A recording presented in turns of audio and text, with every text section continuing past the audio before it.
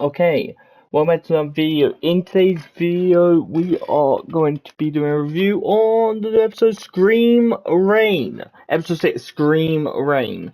Now, this episode focusing a lot about Charlie and Raggy, Husk and Angel Dust, and even a bit of loose fun at the end.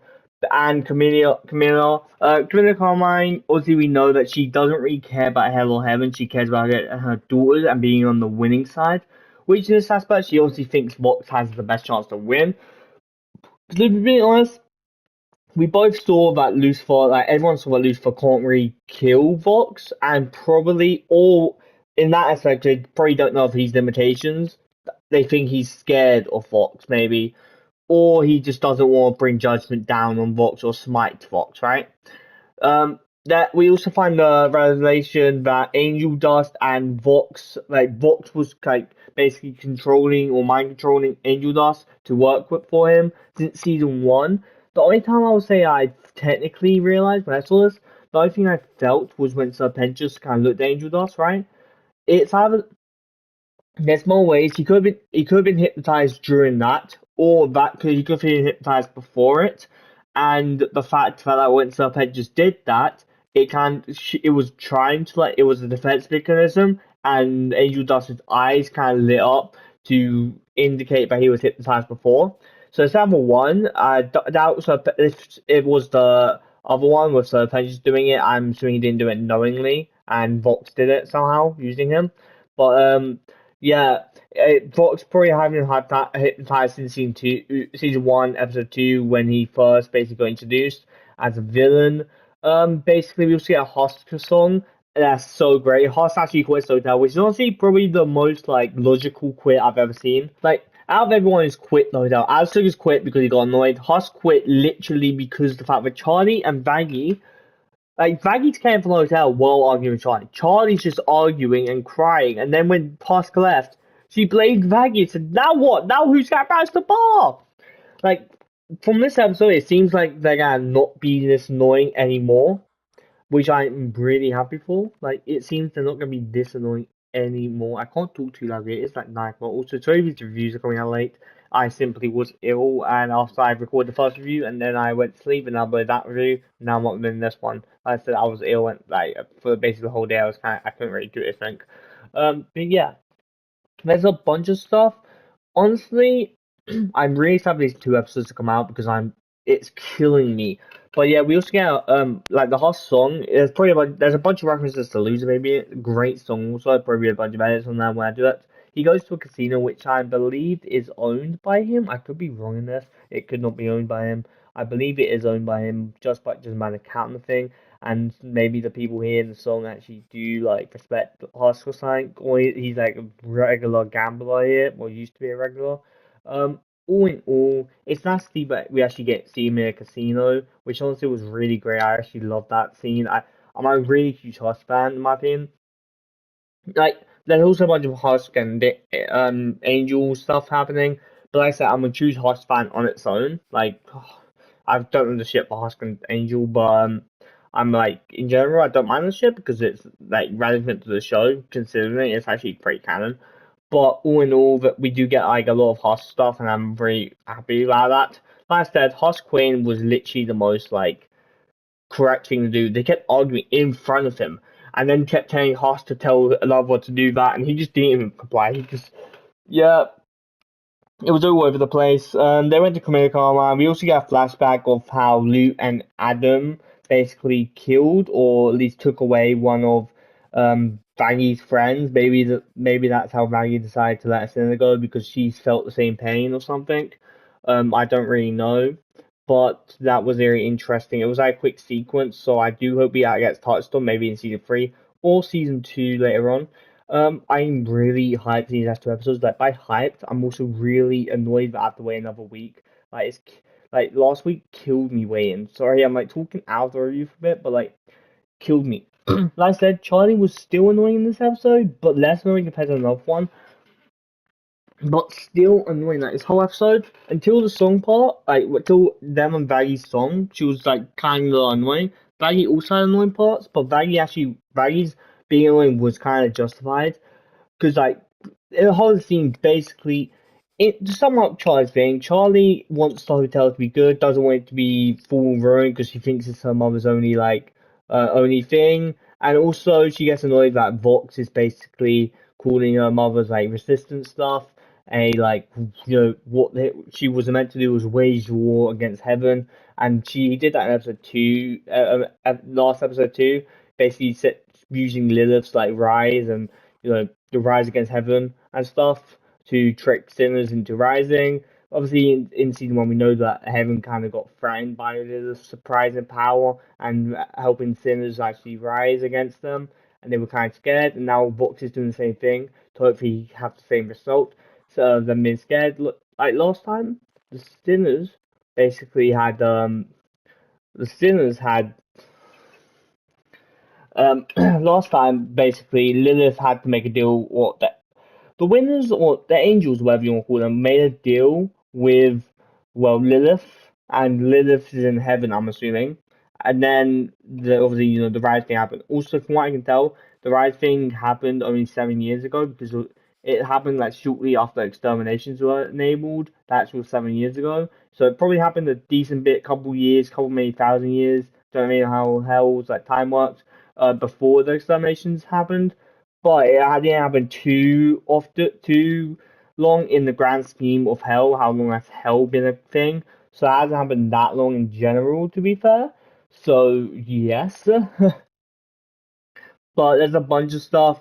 Angel has a song which honestly makes me. I felt really uncomfortable having Angel in like all that drag stuff. If you if you liked it, consider to you. The song itself was great, and the Hearts and Angel ship perfect. Yeah, I just prefer Angel's normal clothes personally. But like I said, it's up to you. And second of all, we basically find out, like I said at the beginning of this episode, that Vox has been hypnotizing Angel throughout the season one. I thought they just dropped this here so he can know, but in episode five, you know that you kind of get a reference that the fact that Vox called Lucifer Lou is when Baggy was basically telling Lucifer Lou like Lucifer told Draggy to call him Lou in episode five, and Angel was outside listening. So basically, we were able to see that. There, it's basically a reference to how he kind of knew. I don't think anyone. I didn't pick up on it at first. I I didn't pick up on it at all. Maybe you could have picked up on it. I want to see other people's reactions. I'll probably watch a bunch of reactions. But maybe you could have picked up on it, but I personally didn't pick up on it straight away. And then obviously people called out. I was like, oh yeah, you're right. You did call him Lou. But also, like I said, that I kind of want to go back and rewatch season one. I feel like some people will just to see if there's any Easter eggs and stuff. The only one I can find, like I said, is the Serpentious one where he basically, he basically gets like Angel off of him and he gets a little hypnotized in the eye. But that could have been, he could have already been hypnotized and that could just show these hypnotized eyes for like just a split second.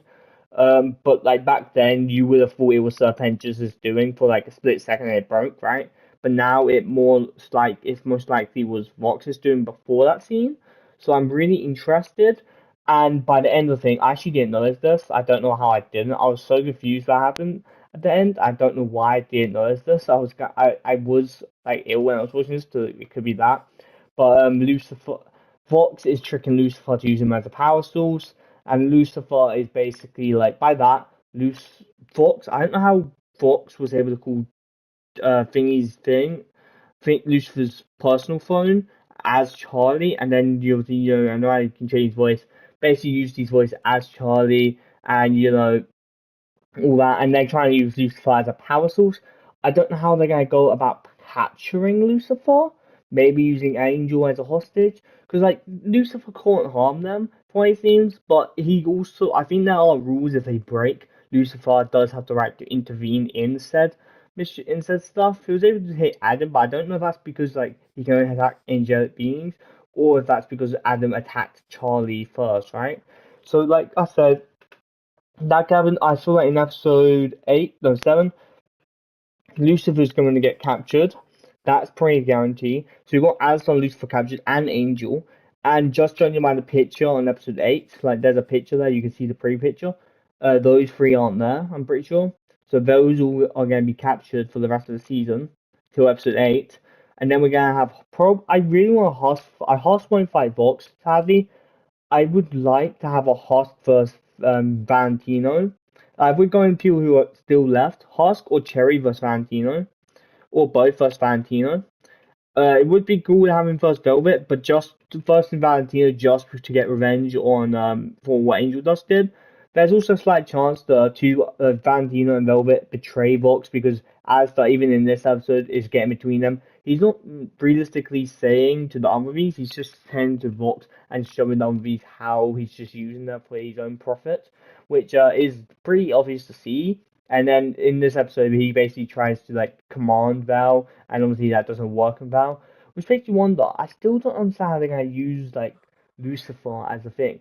Which would be interesting is if at the end of the season, Vox ends up coming out on top, but like some other angelic being other than the speaker of God, like for example Michael or something like that. Michael, I think that's his name. Michael. You know, one of the other archangels, Michael, ends up coming down or something. We haven't really seen any other biblical angels other than like Lucifer, of course. You know, Lucifer's there, but we haven't really seen any other archangels. So it would be interesting if like Michael or someone else comes down. I don't know if like it's been confirmed if we're only getting Lucifer as like the original archangel. Because Seraphims and that, I would love in the season, I really want to have a Lucifer and Sarah conversation. To be honest, I would really love that because that's something I personally want. I wanted it to happen when I saw Sarah come to hell. I was like, please have a Lucifer, please talk to Lucifer because like that whole scene was like you end up like Lucifer fallen. Maybe they were close in the past. I would like to see them talk again. It would be nice to be honest, because from what I can tell, Lucifer doesn't really attend the meetings. I don't think he's ever attended a meeting, and Adam was the one meeting, not even Sarah. So yes, there's that, and those meetings have probably been going on for like 7 years, not even that long. So yes, all in all, I would love a song or a talk between them. And maybe we'll get another Lucifer song in the episode with him like basically singing to Vox when he's in a chair. Lucifer. I feel like that what I want to happen is when they hear the news that Lucifer is captured and has to think, I want Charlie to feel that it's her fault. Now this may be vain, but she was the one like you could take the argument for them both being bad thing, bad daughter and bad father, right? For one, Lucifer never really talked to her in years, but at the same time, Charlie never tried to reach out to Lucifer, so it's like both the same situation there. And from what I've seen, Lucifer has tried to do the best for Charlie, and Charlie hasn't really done the same for Lucifer, especially this season, like especially in the last episode. But like tries to want Lucifer and cares for Lucifer and still cares for Lucifer as a obviously daughter and stuff. So I wonder how she'll react to the news that her father is being drained. I don't know if that will kill Lucifer. I don't know if Lucifer can technically die. I feel like an archangel can die because Adam is an archangel, right? Adam's an archangel, so Adam died, but Adam was also technically formerly a mortal soul. So can an original born archangel from the hands of God die by this stuff? I don't know if that is possible. We will have to see. But if Lucifer would, if like Lucifer were to die, I can already tell you the fan base is gonna be in uproar. Even I will be annoyed if Lucifer dies. That's just my thing. It will be things to tell the thing. Maybe have the idea that Lilith might intervene if Lucifer's captured. Maybe I don't really know like Lilith and Lucifer's full relationship because I don't know how much Lilith seemed to care about Lucifer a lot from the beginning, but at the same time now they don't really talk, and Lucifer still cares for Lilith because she gets a lot of calls. So I wonder if Lilith hears the news that the one in heaven, we don't know if it's Lilith or Eve. There's still like a thing there. Although the only thing I can say is that the calls do go through to her phone, which then again, Vox is calling Lucifer as Charlie on his phone, so it could be something similar. Um, yeah, I don't know if that is Lilith or if that's Rue, like Eve, and all that. I have no idea. All I can say for sure is I'm really excited. Cannot wait for these next two episodes. We have 6 days as of recording this because the morning as of recording this. 6 goddamn days to wait. I'll probably do a bunch of edits and stuff like that. I've been on top of my Hazbin Hotel content and all that. Also, at the end of when the Hazbin Hotel reviews finish up, we have two more reviews episodes. I'll probably sorry if you hear that noise. I'm recording on like a video game because I'm going on PlayStation mic. But I'll probably add them all them together as a one big season 2 review. So it'll be like all my episode reviews. So yeah, just that. If you see that video, it'll probably be like an hour or maybe 2 hours long, depending on how long the next 2 reviews are. I said my piece for this. Like I said, oh wait, the Charlie and Baggy song actually is really great. Like, I actually love that song. Like, the song did start randomly. I knew the song was gonna come out. I just didn't know where they were gonna put it. The dresses, nice, sick. You can technically call this, if you want, the gay episode because obviously by gay, a good gay, not like bad gay. You have basically you have Ozzy Husk and Angel, and then you have Baggy and Charlie, there's top my tongue. Charlie, Savannah Charlie, and Angel and Husk both have saying it's basically also a fan service episode at same point as it is like a thing to the plot. Just judging by how last evening went, next episode will be mainly focused on what to do, and then episode 8 will be focused on some big battle. That's just judging by what happened last time, because episode 7 last time was focused on rallying hell against heaven, and episode 8 was focused on fighting against heaven. So this will probably be the same, rallying stuff to stop the big war. Like Rosie, she'll probably go to Rosie or something. But I feel like Rosie will help. We'll just have to see. Um, in general, I wonder what Alice is planning, because Alice was next to him at the start, so I feel like Alice is going. I just don't understand how they're gonna capture Vox. Like, capture Lucifer. I'm sure there's no technology here that can capture Lucifer, unless they built a weapon.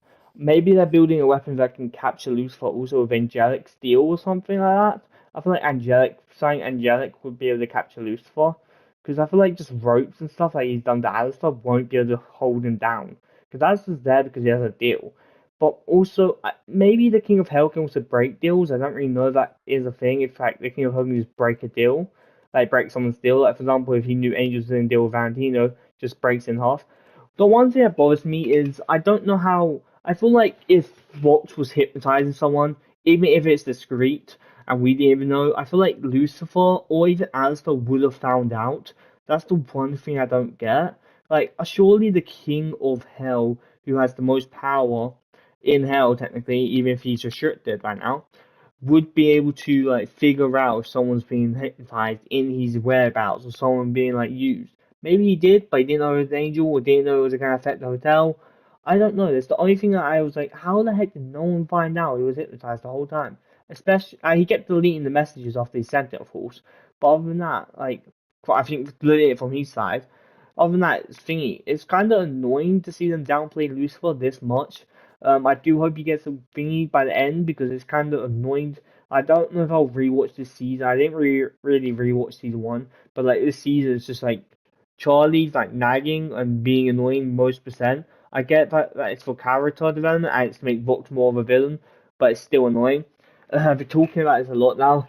All in all, Charlie being annoying this episode, like I said, was way less, and the fact that they fixed it, it doesn't really bother me because it was like 50-50, and the hard stuff definitely makes up for it. Moves the plot forward. Also, Lucifer being used as Vox's little like capture thing is really great. I do like the idea. Just don't know how they're gonna pull it off. That obviously he's gonna meet them and they're gonna have a trap set up.